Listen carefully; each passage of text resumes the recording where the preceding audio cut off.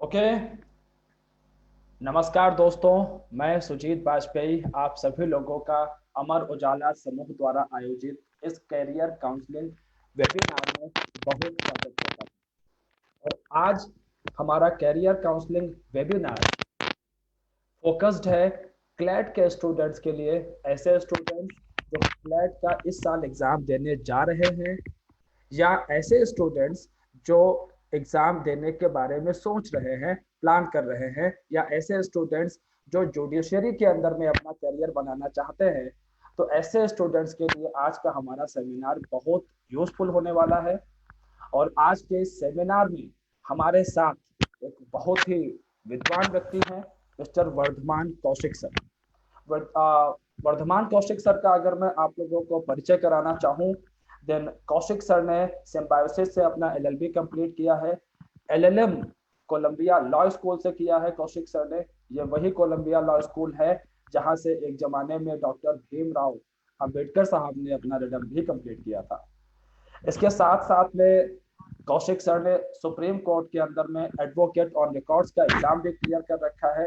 ये एग्जाम इसलिए इम्पोर्टेंट होता है ताकि आप सुप्रीम कोर्ट के अंदर में डायरेक्टली प्रैक्टिस कर सके। इसके अलावा सर के जो अदर अचीवमेंट्स हैं उसमें एक बड़ी उपलब्धि है कि सर ने न्यूयॉर्क के अंदर में जो बार काउंसिल का एग्जाम है वो भी क्लियर कर रखा है, and he can practise also there.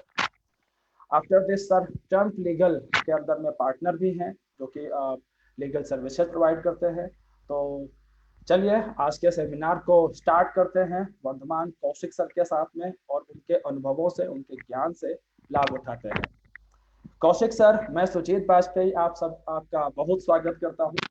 और आज का सेशन शुरू करते हैं। और इस सेशन में जो है मैं बच्चों की तरफ से एक बहुत जनरल सा क्वेश्चन उठाऊंगा तो कि लगभग हर बच्चे के दिमाग में होता है। सर, क्वेश्चन ये है कि लॉ को करियर के रूप में चुनते वक्त जो है किन किन चीज़ों का ध्यान रखना चाहिए, या फिर हम यूँ कहें कि लॉ को करियर के रूप में कोई व्यक्ति जब चुनता है तो उसके दिमाग में क्या चल रहा होता है, सोच क्या होती है उसके कि मुझे लॉ में अपना करियर बनाना है। तो मैं चाहूँगा कि आप इस मुद्दे पर जो है थोड़ा सा लाइट डालें और प्रकाश डालें इस मुद्दे पर, कौशिक सर। बिल्कुल बिल्कुल। नमस्कार Sreejith, thank you so much for such a nice introduction. तो जैसा कि आपने कहा, मैं एक एडवोकेट हूं और मेरे को करीब 10-11 साल हो गए हैं प्रैक्टिस करते हुए। तो सबसे महत्वपूर्ण क्वेश्चन आपने सबसे शुरुआत में ही पूछ लिया है कि कोई एक व्यक्ति जब अपना करियर लॉ में चुन रहा है तो वो क्यों चुन रहा है। क्योंकि देखिए, लॉ एक ऐसा प्रोफेशन है जो 1 साल नहीं, 2 साल नहीं, 3 साल का नहीं है, 5 साल का ये कोर्स रहता है। तो अगर कोई व्यक्ति अपने पूरे लगन से उस कोर्स में नहीं घुस रहा है तो उस तरीके से परफॉर्म नहीं कर पाएगा, उस तरीके से उसके लिए प्रिपेयर नहीं कर पाएगा। जब मैं भी कोई एक इंटर्न भी आता है, कोई जूनियर भी आता है, उससे सबसे पहले मैं ये सवाल पूछता हूँ कि आपने ये लॉ क्यों चुना। तो कई व्यक्ति उस समय तक भी ये नहीं मेरे को सफलता पूर्वक जवाब दे पाते हैं कि क्यों। तो सबसे पहले तो एक व्यक्ति को ये सोचना है कि मैं लॉ कर रहा हूं तो मैं लॉ सिर्फ इसीलिए नहीं कर रहा हूं क्योंकि मेरा मैं सोचता हूं कि लॉ अच्छा है या क्या नहीं। आपको एक डिसीजन लेने से पहले उसके बारे में सारी चीजें पता होनी चाहिए कि लॉ उसके लिए है जो एक सोसाइटी से जुड़ा हुआ कोई भी कार्य करना चाहता है, भले ही वो गवर्नमेंट सेक्टर हो, जुडिशियल सेक्टर हो, आईएएस सेक्टर हो, पॉलिसी सेक्टर हो। कोई भी सोसाइटी से रिलेटेड अगर कोई आप कार्य करना चाहते हैं जो पीपल से रिलेटेड हो, तो लॉ उसके लिए बहुत ही बड़ा कैटलिस्ट प्ले करता है।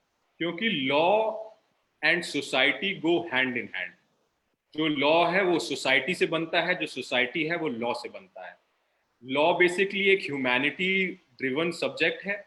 और जबकि हम पुराने काल में देखें तो ग्रीक्स जो थे वो भी लॉ और ऑरेटरी और जहाँ से आया है ये सारा, वो उस तरीके से फिलॉसफी के हिसाब से ये इवॉल्व हुआ है। तो अगर आपको ये डिसीजन लेना है, तो अगर आपका ह्यूमैनिटीज में रुचि है, आपका सिविक्स में रुचि है, आपका जुडिशियरी गवर्नमेंट सेक्टर में रुचि है, आपका सोशल सेक्टर में रुचि है कि आप सोशल वेलफेयर करना चाहते हैं, तो आप ज़रूर ये लॉ का जो करियर है वो चुनिए, और क्योंकि ये आपको बहुत ऐसी एवेन्यूज देता है जिससे आप ये सारी चीज़ें अचीव कर सकते हैं और उसमें बहुत अच्छे से कंट्रीब्यूट कर सकते हैं। अब दैट मीन्स ऐसे स्टूडेंट्स जो कि सोशल वेलफेयर के क्षेत्र में भी जाना चाहते हैं, समाज के लिए कुछ करना चाहते हैं, जो हमारे यंगस्टर्स हैं, जो यूथ है, ठीक है, और जो सामाजिक मुद्दों पर बड़ी रुचि रखते हैं बच्चे, जैसा कि आजकल हम लोग बहुत देखते हैं कि सोशल मीडिया के जमाने में बच्चे बड़ी सारी अपनी राय रख रहे होते हैं सोशल इश्यूज के ऊपर, लेकिन जैसे कई बार मैं देखता हूँ कि उनको मुद्दे की गहराई नहीं पता होती है, तो वो क्लैट का एग्जाम क्लियर करने के बाद लॉ के फील्ड में आकर के वो टेक्निकलिटीज को समझ सकते हैं, और जो एक डाउन ट्रॉडिंग सेक्शन है हमारे समाज का, उसके वेलफेयर के लिए काफी काम कर सकते हैं वो लोग। तो बिल्कुल बिल्कुल। तो ये है स्टूडेंट्स कि अगर आप करियर चुनना चाहते हैं लॉ के क्षेत्र में, तो कौशिक सर के मुताबिक आप लोगों को जो है एक चीज देखनी चाहिए कि आपका ह्यूमैनिटीज में एक अच्छा इंटरेस्ट होना चाहिए। समाज को और कानून को, लॉ को, दोनों एक ही सिक्के के दो पहलू हैं। आपको ये, अगर ये चीज आपको समझ में आती है, तो ये लॉ का जो क्षेत्र है ये आपके लिए है, अब बहुत ही डायनामिक क्षेत्र है, ठीक है। तो चलिए हम लोग आगे चलते हैं कौशिक सर। एक बच्चों का एक अगला प्रश्न है जो है यहाँ पर, और ये प्रश्न सर यहाँ पर ये है कि जब स्टूडेंट्स जैसे, अगर इसमें जो एकेडमिक्स को हम लोग जोड़े आकर के, क्योंकि भाई अगर आपको क्लैट का एग्जाम क्लियर करना है तो कुछ खास किस्म के टेस्ट भी होंगे आप लोगों के, जैसे कि 150 नंबर का भी जो इस बार का आया है कि 150 नंबर का जो है टेस्ट होगा इस बार। तो बच्चा तैयारी किस तरीके से करे? इंटरेस्ट की तो हमने बात कर ली कि ठीक है, इंटरेस्ट ऐसा होना चाहिए, आप ये कर सकते हैं यहाँ से। तो एकेडमिक्स के लेवल पर सर बच्चों के प्रिपरेशन कैसी होनी चाहिए कि वो इस एग्जाम को क्लियर करें और एक कदम आगे की तरफ बढ़ाएं अपने ब्राइट करियर की तरफ, और समाज के लिए भी जो है।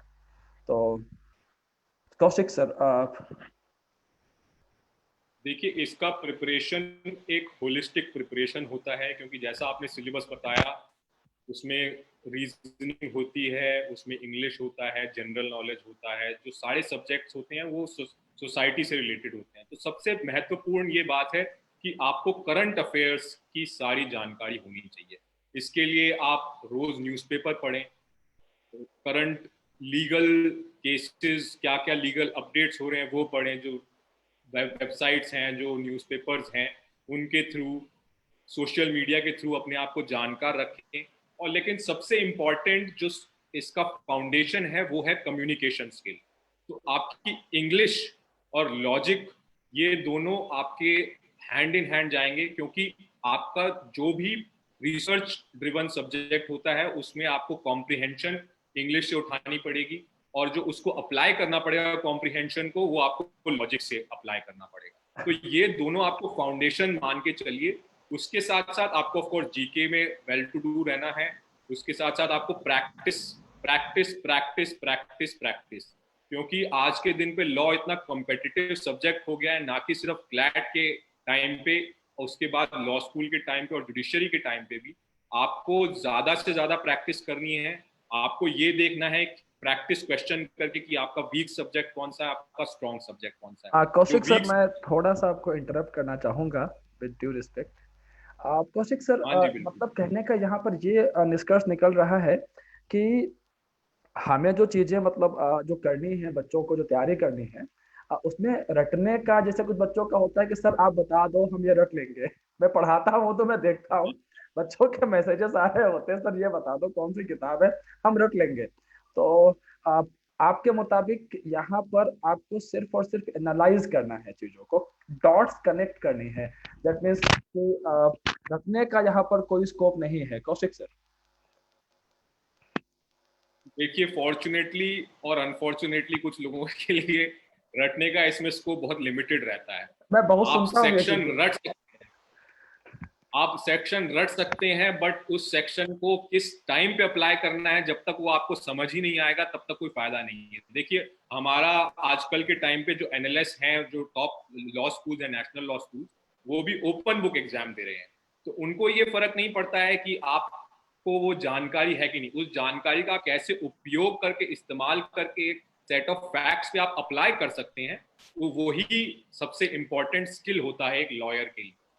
तो रटने का इसमें ज्यादा स्कोप है नहीं। ओके, कौशिक सर, एक मेरा यहाँ पर जो है बच्चों की तरफ से एक बहुत बड़ा डाउट है, जैसे कि इस बार का जो नोटिफिकेशन आया है कंसोर्टियम की तरफ से लॉ यूनिवर्सिटीज की, उसमें एक बात लिखी हुई है कि जो लीगल रीजनिंग है उसको टाई ब्रेकर के तौर पर वो लोग यूज करेंगे। अगर बच्चों के मार्क्स बराबर आ गए तो टाई ब्रेकर में लीगल रीजनिंग को यूज करेंगे वो लोग।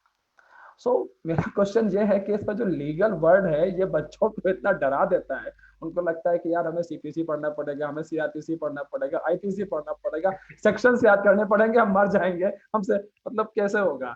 तो बच्चे इतना पैनिक कर जाते हैं। तो मैं आपका यहाँ पे एक बच्चों के लिए जो है एक मार्गदर्शन चाहूंगा कि जरा इस लीगल जो ये शब्द है, लीगल रीजनिंग में जो लीगल टर्म है, ये इसको देख के बच्चा पैनिक कर जाता है। तो कैसे इसका जो है समाधान किया जाए बच्चों के लिए। देखिए, सबसे पहले तो मैं बच्चों को घबराने की कोई जरूरत नहीं है। सीपीसी, सीआरपीसी, इन सारे सब सेक्शन मुझे भी नहीं याद है अभी तक। और अगर मैं सेक्शन नंबर याद रख सकता हूँ, उसका कंटेंट याद रख सकता हूँ, वर्बैटिम अगर मेरे को बोलेंगे कि आप सेक्शन सुनाइए, तो वो भी मैं याद नहीं रख सकता। मुझे ये पता है आर्टिकल 14, 16, 19 इक्वालिटी बनाते हैं, लाइफ बनाते हैं, उसमें स्पेसिफिकली क्या बनाना है, किस तरीके से लिखा है, उसके लिए मेरे को कॉन्स्टिट्यूशन ही खोलनी पड़ेगी और खोलनी चाहिए भी। एग्जैक्टली। क्योंकि जो एग्जैक्ट इंटरप्रिटेशन है वो अगर मैं एक लाइन को एक बारी पढ़ूंगा, दूसरी लाइन को दूसरी बारी पढ़ूंगा, उनको अगर मैं बार बारी पढ़ूंगा, उनके जो अलग अलग तरीके के इंटरप्रिटेशन है वो मेरे को हर बारी पढ़ के अलग आएंगे। Exactly sir. तो और आप क्लैट टाइम पे आपको कोई एक्सपेक्ट नहीं करता है कि आपको सीपीसी सीआरपीसी की जानकारी पता हो। आज के दिन अगर मैं भी कोई जूनियर या इंटर्न रख रहा हूं, तो मैं ये नहीं कहता कि आपको ये सेक्शन आना चाहिए।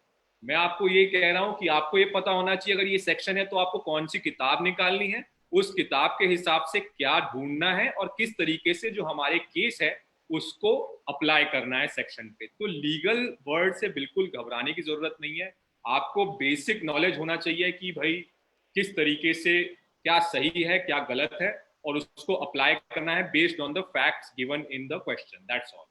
That's great sir, that's great, that's great. तो बच्चों, कौशिक सर ने जो बात आपको बताई है, इसको अगर मैं थोड़ा सा इसमें जो है समरी करूं आप लोगों के लिए सर की बातों की, तो आप लोगों को बस एक बात बच्चों देखो ये याद रखनी है अच्छे से कि लीगल रीजनिंग कॉमन प्रूडेंस के आधार पर काम करता है। और कौशिक सर मेरे साथ में है तो वो मुझे करेक्ट भी कर सकते हैं यहाँ पर कि अगर मैं डायरेक्शन थोड़ा सा बदलता है तो एक कॉमन प्रूडेंस पर है पूरा के पूरा बच्चों, इसमें कोई डरने की जरूरत नहीं होगी तुमको कि लीगल टर्म जुड़ा हुआ है। सर ने अभी बताया कि सेक्शंस रटने की जरूरत नहीं है, इवन कंसोर्टियम भी यही कहता है कि आपको रटने की जरूरत नहीं है कुछ भी। एक रीजनिंग और जो एक कॉमन प्रूडेंस है, आप एडिटोरियल्स पढ़िए, न्यूज़पेपर पढ़िए, एनालिसिस करिए और वहां से क्वेश्चन बड़े आराम से बनते हुए चले जाते हैं। Isn't it Kaushik sir? बच्चों के लिए समरी ठीक रहेगी? बिल्कुल बिल्कुल ओके। बिल्कुल बिल्कुल sir. Okay, thank you sir. तो चलिए आगे चलते हैं सर हम लोग जो है, और यहीं से सर जो है एक अगला क्वेश्चन उठाते हैं, क्योंकि हम लोग नए सिलेबस की तरफ आ गए हैं और इस बार तो जो कंसोर्टियम है लॉ यूनिवर्सिटीज का, उन्होंने अपना एक नया सिलेबस भी दिया है। ऑल्दो उन्होंने बड़ा अच्छा काम किया है, वेबसाइट पर काफी सारी चीजें डाल दी है उन लोगों ने जो है कि how to prepare for that. तो सर एक जैसे आप सिस्टम के अंदर में हैं, आपने एग्जाम्स ट्रैक किए हैं, देखा है, आप जो है इंटर्न्स को देखते हैं जो बच्चे वहां से पढ़ करके आ रहे हैं, तो सर जो हमारे जो न्यू कमर्स हैं, जो नए बच्चे आने वाले हैं, उनके लिए आप कैसे एडवाइस करते हैं बदले हुए पैटर्न में, खास तौर पर कि आप उन्हें तैयारी कैसे करनी चाहिए, वो कैसे गियर अप करें, चीजों को कैसे डॉट्स कनेक्ट कैसे करें बच्चे, खास तौर पर नए पैटर्न में सर? देखिए, नए पैटर्न में इंग्लिश कॉम्प्रिहेंशन को ज़्यादा महत्व दिया गया है, और लीगल रीजनिंग और लॉजिकल रीजनिंग में भी कॉम्प्रिहेंशन बेस्ड एनालिसिस को ज़्यादा महत्व दिया गया है। तो इससे हमें पता चलता है कि क्योंकि लॉजिकल रीजनिंग ऐसा नहीं है जो आप रट सकते हैं, ये आपको प्रैक्टिस से आएगा और गाइडेंस से आएगा। तो अगर 4 आंसर हैं, logic is such a beautiful subject, अगर मैं लॉजिकली सोचूं तो मैं चारों के चारों आंसर को जस्टिफाई कर सकता हूं। बट अनफॉर्चुनेटली जब ऑब्जेक्टिव क्वेश्चन का आंसर होता है तो एक ही सही होता है, और उसका जस्टिफिकेशन जो है वो मेरे को गाइडेंस से मेरे को पता लगाना है कि क्या जस्टिफिकेशन, किस गाइडेंस, किस डायरेक्शन में मेरे को सोचना है और किस तरीके से आंसर करना है। तो I think practice is the most important time taking process that will of course pay fruits in the near future. Practice जितना ज्यादा आप करें एनालिसिस, कॉम्प्रिहेंशन और लॉजिकल रीजनिंग का, उतना ज्यादा आप बेटर होते जाएंगे और उतना ही आपको आगे भी हेल्प करेगा और present common law admission test में भी हेल्प करेगा। That's great, sir. That's great. Thank you, sir. आगे चलते हैं सर। अगला क्वेश्चन जो बच्चों की तरफ से है मेरे पास में, अगर सर हम लोग डूज एंड डोंट्स की बात करें इसमें जो है कि क्लैट की प्रिपरेशन करते समय ऐसी कौन सी चीजें हैं, खास तौर पे मैं जो पूछना चाहूंगा कि डोंट्स क्या है, कि कोई ऐसी जो चीजें कि करनी ही नहीं है, कि अगर ये कर दिया तो आप ये समझ लो कि आपको कानपुर जाना था और आपका ट्रेन चेंज हो गया, इलाहाबाद जाओगे आप। सो डोंट्स क्या है मुख्य रूप से? डूज तो हम लोगों ने चर्चा कर ली कि आपको प्रैक्टिस कैसे करनी है, इंग्लिश पे कैसे क्या, लॉजिकल रीजनिंग में कैसे क्या करना है, बात कर ली। तो सर डोंट्स क्या है आपके हिसाब से यहाँ पर? देखिए, अब जैसे आपने खुद ही बताया कि 2 महीने एक लिमिटेड टाइम पीरियड हमारा रह गया है, तो इस टाइम पे एक स्टूडेंट को सबसे ज़्यादा इम्पोर्टेंट है टाइम मैनेजमेंट। तो आप time waste is an absolute don't. Time management आप करके 2 महीने को आप इस तरीके से डिवाइड कीजिए कि आप पहले तो प्रैक्टिस क्वेश्चन लीजिए, आप देखिए कि आपके वीक पॉइंट्स क्या हैं, आपके स्ट्रॉन्ग पॉइंट्स क्या हैं। आप जैसे आपने कहा रोड मेमोराइजेशन में आप टाइम वेस्ट नहीं कर सकते हैं। आप ये देखिए कि क्या जरूरत है आपकी, हर एक बच्चे की अपनी पर्सनल जरूरत को समझना पड़ेगा, क्योंकि ये जो टीचर है, जो गाइडर है, वो आपकी उसी तरीके से मदद कर सकता है जिस तरीके से आप वो मदद मांगे। जब तक आपको ये पता नहीं चलेगा कि मेरे को किस चीज में मदद चाहिए, तब तक वो फायदा नहीं है उसका। तो आप प्रैक्टिस क्वेश्चन लीजिए, प्रैक्टिस पेपर लीजिए, उसमें आप समझिए क्या आपके वीक पॉइंट्स हैं, और वीक पॉइंट्स जानना ज्यादा इंपॉर्टेंट है स्ट्रॉन्ग पॉइंट से, क्योंकि इन 2 महीने में आपको वीक पॉइंट को स्ट्रॉन्ग पॉइंट बनाना है, and you have to bridge the gap so that you can go to a good law school and of course become a great leader in tomorrow's legal system. सो बच्चों time management का विशेष ध्यान रखना पड़ेगा आप लोगों को, और प्रैक्टिस जितनी आप कर सकते हैं चीज़ों में उतना बेहतर है। ओके, तो यही सर एक रोड मैप है जो कि 2 महीने के जो है इस टाइम फ्रेम के अंदर में बच्चों को फॉलो करना पड़ेगा। एटलीस्ट उनको टाइम मैनेजमेंट सबसे इंपॉर्टेंट चीज़ रहेगा उनके लिए, खासतौर पे जैसा कि कौशिक सर ने बताया बच्चों कि आप लोगों को विशेष रूप से जो है कॉम्प्रिहेंशन, आपकी रीडिंग स्किल्स, ठीक है, और जो लॉजिकल रीजनिंग है, लीगल रीजनिंग है, इंग्लिश है, इस सेक्शन में आपको जो अच्छा करना पड़ेगा। ओके, कौशिक सर, बच्चों के दिमाग में एक होता है कि भाई संस्थान कि हम किस लॉ यूनिवर्सिटी के अंदर में जा रहे हैं। तो जैसे अगर मैं सिविल की बात करूं तो सबको आईएएस नहीं मिलता, कि अगर 500 बच्चों को लिया गया है तो कुछ टॉप 100 के अंदर में कुछ लोग होंगे जिनको आईएएस मिलेगा। तो कुछ वही कहानी यहाँ पर भी है कि नेशनल लॉ यूनिवर्सिटीज हैं, ठीक है, तो एनएलयू के अंदर में जो है जो टॉप रैंक यूनिवर्सिटीज है, खासतौर पर बात करें अगर हम लोग बेंगलुरु की बात करें, नालसायु की बात करें, नालसर की बात करें, हैदराबाद, तो यहाँ पर जो है पहुँचने के लिए बच्चों को कितना रैंक तक जाना पड़ेगा और कैसे जो है वो और अच्छा जो है यहाँ पे कर सकते हैं, जो टॉप यूनिवर्सिटीज है उसमें कैसे पहुँच सकते हैं? देखिए, सबसे पहले तो मैं इस पर स्ट्रेस करना चाहूँगा कि हाँ, top universities are important, but ऐसा नहीं है कि अगर आप टॉप यूनिवर्सिटीज़ में नहीं पहुँचे तो it is game over. Top 3 universities of course are NLS, NALSAR, NUJS, NLU Delhi. I will stop at that because उसके बाद फिर इन फाइटिंग होती है कि कौन सी बेटर है। मैं कहूँगा कि सिम्बायोसिस बेटर है कुछ और कहेंगे कि NLU जोधपुर बेटर है, तो आई विल स्टॉप एट दैट। तो मैं ये कहूँगा कि it is not game over कि अगर आपका टॉप 3-4 यूनिवर्सिटीज़ में नहीं हो रहा है। इट इज़ इम्पॉर्टेंट कि आप ट्राई करें। थैंकफुली अब कॉमन लॉ एडमिशन टेस्ट के थ्रू आप जिस यूनिवर्सिटी, सारी यूनिवर्सिटीज में एक साथ अप्लाई कर सकते हैं। हमारे टाइम पे तो खैर NLS का एग्जाम अलग था, नालसा का एग्जाम अलग था, पहले तो सारे एग्जाम्स अलग थे। तो आप क्लैट की अच्छी सी प्रिपरेशन कीजिए, गिव योर बेस्ट। NLS में हो जाता है, नालसार में हो जाता है, NUJS, NLU Jodhpur, GNLU, NLU Bhopal, सारी अच्छी यूनिवर्सिटीज हैं। ज्यादातर नेशनल लॉ यूनिवर्सिटीज जो हैं वो अच्छी हैं, एक स्ट्रॉन्ग फाउंडेशन आपको देती हैं लॉ करियर का। इसके अलावा आप जो स्टेट यूनिवर्सिटीज हैं, जैसे दिल्ली की इंद्रप्रस्थ यूनिवर्सिटी है, प्राइवेट यूनिवर्सिटीज हैं, सिम्बाइसिस, जिंदल, एमिटी, काफ़ी अच्छी यूनिवर्सिटीज़ हैं जिसमें अगर आपका पैशन है law, they will cater to your passion and will allow you to have a successful career in law. तो ट्राई कीजिए, but it is not the end of the world. You should try your best, but you should have alternatives in mind also. That's great sir. हाँ, ये बच्चों के लिए जो है एक बहुत अच्छी बात आपने बहुत ज़बरदस्त बात बताई बच्चों के लिए कि कई बार बच्चे जो है उनका होता है कि नहीं यार बस बेंगलुरु हैदराबाद जाना है, ठीक है, या दिल्ली जाना है, दैट्स इट। लेकिन ये बिल्कुल सही बात है। बच्चों आपको बहुत ध्यान रखना चाहिए इस बात का सर की कि अल्टीमेट जो चीज़ है वो आपके अंदर में है कि आप किस जगह पर हैं और वहाँ पर जो आपको सिखाया जा रहा है आप उसको हार्नेस कैसे करते हैं, सीखते कैसे हैं। It's all up to you. संस्था का महत्व है, निश्चित रूप से है। सो लेकिन साथ में जो आप जो वहाँ पे परफॉर्म करते हैं सबसे इम्पोर्टेंट चीज वहाँ पर वो रहती है। ओके सर, इसके अलावा जो है जैसे कि अभी एक बात आपने कही कि अभी तो क्लैट है और जिसके माध्यम से जो है बच्चे कंसोर्टियम है जहाँ पे करीब 22-23 यूनिवर्सिटीज हैं जिनके लिए बच्चे अप्लाई कर सकते हैं, और जो क्लैट का रिपोर्ट कार्ड है उसका यूज करके आप प्राइवेट यूनिवर्सिटीज में भी जा सकते हैं। तो सर इसके अलावा क्या अभी भी कुछ और एग्जाम्स हैं, मतलब जो क्लैट के अलावा हैं और वो यूनिवर्सिटीज लेती हैं अलग से अपने यहाँ जो है अगर आप वहाँ से एलएलबी करना चाहते हैं you have to appear in the separate test, separate exams? हाँ, प्राइवेट यूनिवर्सिटीज का देखिए, क्लैट तो नेशनल लॉ यूनिवर्सिटीज का हो गया. जो स्टेट यूनिवर्सिटीज हैं उनका अलग से एग्जाम होगा या अलग प्रोसेस होगा. जैसे आईएलएस अभी भी अपना परसेंटेज के हिसाब से, ILS Pune is a very good law school, it is one of the oldest law schools in India. वो परसेंटेज के हिसाब से सिलेक्ट करता है. जीएलसी मुंबई परसेंटेज के हिसाब से सिलेक्ट करता है. इंद्रप्रस्थ यूनिवर्सिटी का अलग एंट्रेंस एग्जाम है.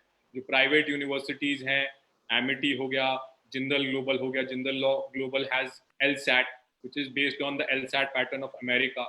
सिम्बाइसिस लॉ एडमिशन टेस्ट होता है जो सिम्बाइसिस की 4-5 लॉ स्कूल हैं उसमें एडमिशन आपको गारंटी करता है.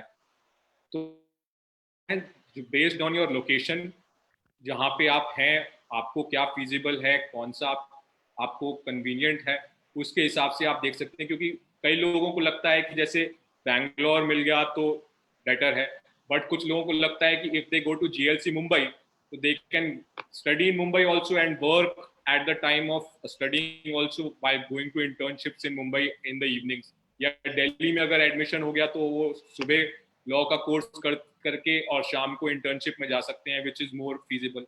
So based on your interests, you have to select and proceed according to that. Sir आप सर अभी जो नेक्स्ट क्वेश्चन है वो एकदम माहौल समय के हिसाब से है कि हम लोग लॉकडाउन में चल रहे हैं और अगर हम लोग लॉकडाउन की बात करें या ऐसे पैंडेमिक्स की बात करें तो जब जब ऐसे पैंडेमिक्स आए हैं तो इन्होंने पूरा सोसाइटी को चेंज किया है. इवन सबसे ज्यादा अगर इम्पैक्ट पड़ा है तो जो पॉलिटिकल सिस्टम है उसी पर पड़ा है.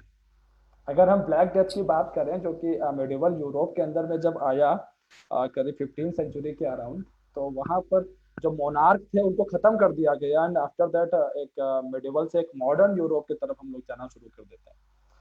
तो और हम बात भी लॉ की कर रहे हैं, हम लोग बात क्लैट की कर रहे हैं, लॉ की बात कर रहे हैं, समाज की बात कर रहे हैं. तो सर अभी सबसे बड़ा मुद्दा है कि इस लॉकडाउन के समय स्टूडेंट्स प्रिपरेशन कैसे करें कि बाहर इतना मूवमेंट है नहीं, जो फैसिलिटीज है सारी ऑनलाइन फैसिलिटीज हैं, तो आप उनका बच्चा कैसे यूज करे, कैसे डिसाइड करे कि कहाँ से हमें अच्छा कंटेंट मिल रहा है, कहाँ पर टीचर्स हमें जो है कोर्स कैसे होगा. तो इन सब बातों पर आप कैसे हमारे बच्चों को जो है गाइड करेंगे सर कि लॉकडाउन में बच्चे क्या करें, अपना एक्सपर्टीज बच्चों के साथ भी शेयर करें यहाँ पर. देखिए, लॉकडाउन के समय वी आर ऑल इवॉल्विंग.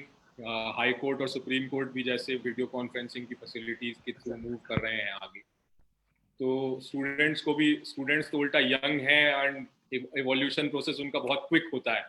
तो they can come up with evolution of reading material और रिसर्च मटेरियल ऑनलाइन. आजकल तो व्हाट्सएप ग्रुप्स, जूम ग्रुप्स और जो यंग बच्चे हैं उन्होंने प्रॉब्ली अभी तक ऑलरेडी स्टडी ग्रुप्स बना लिए होंगे, research material, study material share करना शुरू कर दिया होगा. I think it is important to support each other at this time. even though we are not able to meet each other through telephonically or online and any modes, and reach out if any support is required. Of course आप जैसे teachers हैं sir जो कितने helpful हैं बच्चों के लिए, reach out कीजिए टीचर्स को, रीच आउट कीजिए अपने एल्डर्स को, रीच आउट कीजिए अपने साथ वाले जो बच्चे हैं उनको, सपोर्ट ग्रुप बना के आई थिंक स्टडी करना ज़रूरी है। उसके अलावा सारा मटेरियल आजकल ऑनलाइन अवेलेबल है, और जो नहीं है वो भी ऑनलाइन अवेलेबल आजकल किया जा रहा है।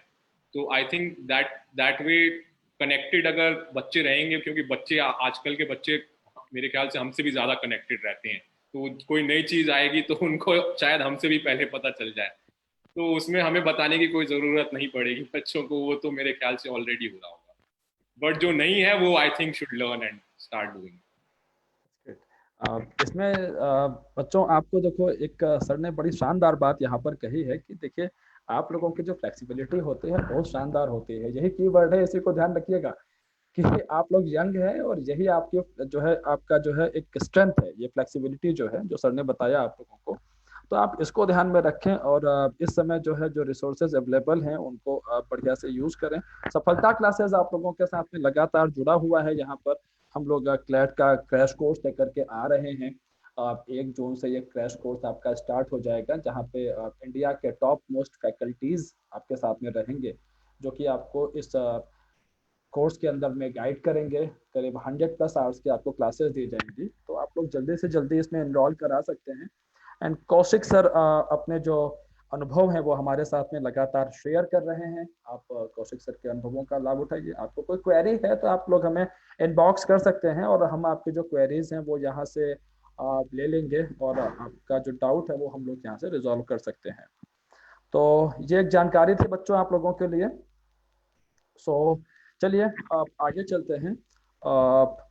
कौशिक सर एक क्वेश्चन ये है कि बच्चे जो है एलएलबी हो गया तो कुछ बच्चों का होता है कि सर कुछ बीबीए एलएलबी जैसे करने के बाद में तो जुडिशियल एग्जाम्स की तरफ जो है उनका क्या एक रास्ता हो सकता है, कैसे वो आगे बढ़ सकते हैं उधर, तो इस संदर्भ में इस रिस्पेक्ट में अगर कुछ यूजफुल जानकारी बच्चों के साथ में हम शेयर कर लें आपके अनुभवों से, तो कौशिक सर। देखिए judiciary is a very good Avenue, but I think 5 years of law के बाद जुडिशरी डायरेक्टली प्रिपरेशन स्टार्ट करना ज़रूरी है, क्योंकि बहुत ज़्यादा कम्पिटिटिव होता है। उसके साथ साथ आप एक जुडिशल क्लर्कशिप जो एक जस्टिस के अंडर आप उनके जजमेंट्स लिखने में उनकी आप हेल्प करते हैं, उनकी हियरिंग्स में आप हेल्प करते हैं, कोई ना कोई प्रोसेस जिसके थ्रू आप practical aspects of legal system से जुड़े रहें। उसके साथ साथ आप जो जुडिशरी की प्रिपरेशन है वो करते रहें। तो judiciary is a very good aspect, क्योंकि जुडिशरी में आजकल बहुत सीट हैं। इन उत्तर प्रदेश के so many seats in the judiciary, and it is even though it is a very competitive exam, it is very recommended, क्योंकि the avenue of growth is a lot। आपको एक judiciary का अहम हिस्सा माना जाएगा, बहुत अच्छे मिलेंगे, government independent sect of a government, आप 3rd tier ऑफ जुडिशरी से जुड़ेंगे। तो मेरे ख्याल से judiciary is a very good concept, but I think it is too early for somebody to take that decision. I think first the process of law, what transpires, what inspires in a child, all these things, once that is over, after 5 years, of course, judiciary is a very good aspect. Of course, IAS is also a very good aspect. जैसे Justice Geeta Mittal ने हमें बताया था कि lawyers have a significant advantage while preparing for a civil services examination. And it is very true, because most of the civil servants usually are lawyers, and they undertake this exam and are successful after it. So I think all these competitive exams which they can undertake after getting a law degree successfully, all that avenues can be discovered later on, and I think it is a little early to go into that aspect. तो बच्चों देखिए sir ने जो आपको बताया यहाँ पर, आपको यहाँ पे थोड़ा सा ये मुश्किल प्रश्न था, तो मैं आपको ये कुछ बातें जो है यहाँ पे बताना चाहूँगा जो सर ने बताई हमें। आप लोगों को थोड़ा सा पीसीएस जुडिशियल की तरफ जाने के पहले या आईएएस की तरफ जाने के पहले थोड़ा सा जो है एक वक्त देना पड़ेगा अपने आप को, उसके बाद जो है आप यहाँ पे एक निर्णय कर सकते हैं। कौशिक जी सही बोल रहा हूँ मैं? तो थोड़ा हाँ सा सर, बिल्कुल बिल्कुल। समय लेकर के अगर बच्चे तैयारी करेंगे तो ज्यादा बेहतर है उनके लिए, बनस्पत की नहीं एकदम से जो है वो एक कि नहीं अब तो हो जाएगा।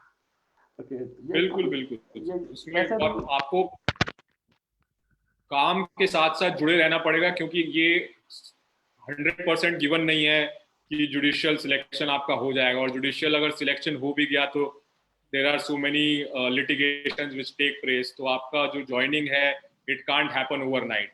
तो it is a time taking process, and I think it is important कि आप कार्य के साथ साथ जुड़े रहें। तो जैसा क्लर्कशिप हो गया या कोई लॉ फर्म हो गई, किसी में आप काम करते करते साथ साथ प्रिपरेशन करेंगे तो अच्छा रहेगा। अच्छा कौशिक सर, इसमें एक चीज मैं और जो है ऐड करना चाहूंगा, जैसे कि बच्चा अगर एडवोकेट जो है बनता है, वो प्रैक्टिस करता है किसी हाई कोर्ट में जाकर के, तो वहां से एडवोकेट प्रमोट होकर के जो है जजेस की तरफ भी तो जाते हैं। इस संदर्भ में मतलब क्या आपका जो है यहाँ पे विचार है? देखिए, वो तो एडवोकेट से डायरेक्ट, अगर आप हाई कोर्ट जस्टिस बनना चाहते हैं तो उसके लिए काफ़ी लंबा प्रोसेस होता है। You need 10 years of minimum practice to be eligible for becoming a justice in the high court। और पहले आपको सीनियर एडवोकेट बनना पड़ेगा, उसके बाद एलिवेशन होता है, कोलिजियम प्रोसेस है।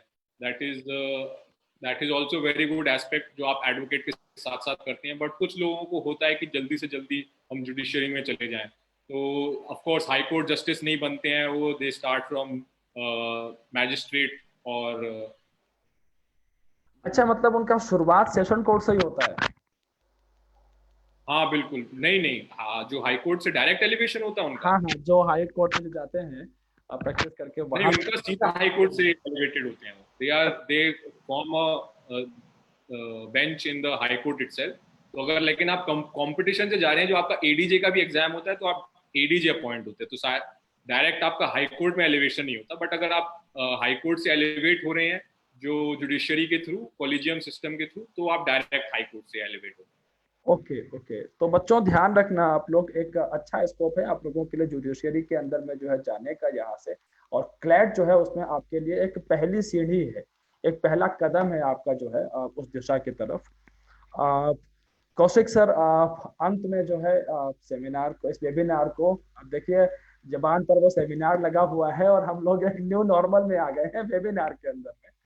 तो वेबिनार का ये दौर है, और इस वेबिनार के जो है अंत में एक क्वेश्चन मैं जो है सारा का सारा समरी करते हुए पूछना चाहूंगा सर आपसे, कि फाइनली जो गुरु मंत्र जो एक होता है, जिसे हम लोग कहते हैं कि गुरु मंत्र है आपके लिए, सक्सेस मंत्र है आपके लिए, कि भाई ये तो फॉलो करना ही करना है, तो वो जो है हमारे बच्चों के लिए, जो आप यहाँ पे एक द्रोणा की जो भूमिका में आप हमारे साथ में है, तो क्या वो सक्सेस मंत्रा क्या है, वो गुरु मंत्रा क्या है जो है आपकी तरफ से बच्चों के हैं। लिए देखिए, गुरु बेस्ट? मंत्र है हमारा 4P। 4P, सबसे पहले तो आपको पोटेंशियल रखना जरूरी है, स्ट्रॉन्ग फाउंडेशन होना जरूरी है। जब आप एक कंपटीशन के लिए या किसी भी चीज के लिए तैयारी करते हैं, तो आप पोटेंशियल क्या लेकर आ रहे हैं, फाउंडेशन क्या लेकर आ रहे हैं, वो ध्यान में रखना बहुत जरूरी है। आपको अपना फाउंडेशन स्ट्रॉन्ग करना पड़ेगा। फिर उसके बाद परसिवियरेंस। अगर आप कोई भी चीज कर रहे हैं तो उसको सिर्फ एक दिन नहीं कर सकते हैं, 2 दिन नहीं कर सकते हैं, उसको आपको लगातार करना पड़ेगा। क्योंकि जो हमारा लाइफ है, it is a marathon, it is not a sprint.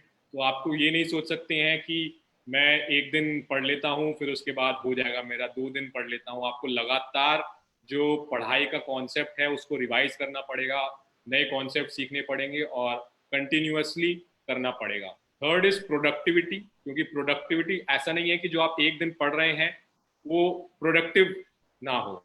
जो आप पढ़ रहे हैं, it has to be productive, it has to be useful, and it has to be making you grow as a person and through the task that you need to accomplish.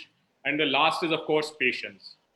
Patience is the most important and the most key concept in life as well as a life in the judicial system। क्योंकि हमारा जो हम लोग जब law करके भी आते हैं तो we are like a new born baby. हम लोगों को नई नई चीज़ें एब्जॉर्व करनी पड़ती हैं कि अच्छा, जज यहाँ पे बैठता है, विटनेस को क्रॉस, क्योंकि जो हम लोग फिल्मों में देखते हैं वैसा कुछ नहीं होता है, बिल्कुल अलग कॉन्सेप्ट होता है और हर कोर्ट का अलग कॉन्सेप्ट होता है। तो किस तरीके से कैसे बात करनी है, किस तरीके से क्लाइंट से कैसे बात करनी है, वो सारी चीजें आपको धीरे धीरे पेशेंस से लर्न करना है, पेशेंस से स्टडी करना है। तो I think these 4 P's of potential, perseverance, productivity and patience are the success mantra which I will like to share. Thank you sir, thank you. So बच्चों, आपको ये 4P याद रखने हैं जो कौशिक सर ने आप लोगों को बताए हैं। यही सक्सेस मंत्र है, यही गुरु मंत्र है, और इन्हीं 4P's को आधार बना करके हमारी टीम सफलता क्लासेस, अमर उजाला समूह का एक इनिशिएटिव प्लेट का कोर्स 1 जून से आप लोगों के लिए लॉन्च कर रहा है। और 60 डेज का ये प्रोग्राम होगा। 100+ आवर्स को हम लोग यहाँ पे कवर करेंगे, एंड आपके सारे के सारे जो सेगमेंट्स हैं उनको इंडिया के टॉप मोस्ट फैकल्टीज कवर करेंगे। और ऐसे एक्सपर्ट टॉप के लिए एक्सपर्ट जो है आपके लिए मार्गदर्शन करने के लिए आते रहेंगे हमारे पास में। और आज मेरे हिसाब से वर्धमान कौशिक सर ने बहुत जबरदस्त तरीके से जो है आप लोगों को जो आपके डाउट्स हैं, जो क्वेरीज हैं, वो रिजॉल्व करी हैं। सो वर्धमान कौशिक सर, अमर उजाला समूह के तरफ से मैं आपका बहुत आभार व्यक्त करता हूं कि आपने अपना अमूल्य समय हम लोगों को दिया, बच्चों का मार्गदर्शन किया। तो वर्धमान कौशिक सर, धन्यवाद आपका यहाँ पर आने के लिए। ओके स्टूडेंट्स, ओके गाइस, अपना बहुत ध्यान रखिएगा, लॉकडाउन को सफल बनाइए, अपना ध्यान रखिए, और बाहर निकलिए तो बहुत सहूलियत के साथ निकलिए, अपना बहुत ध्यान रखिएगा। Thank you, thank you.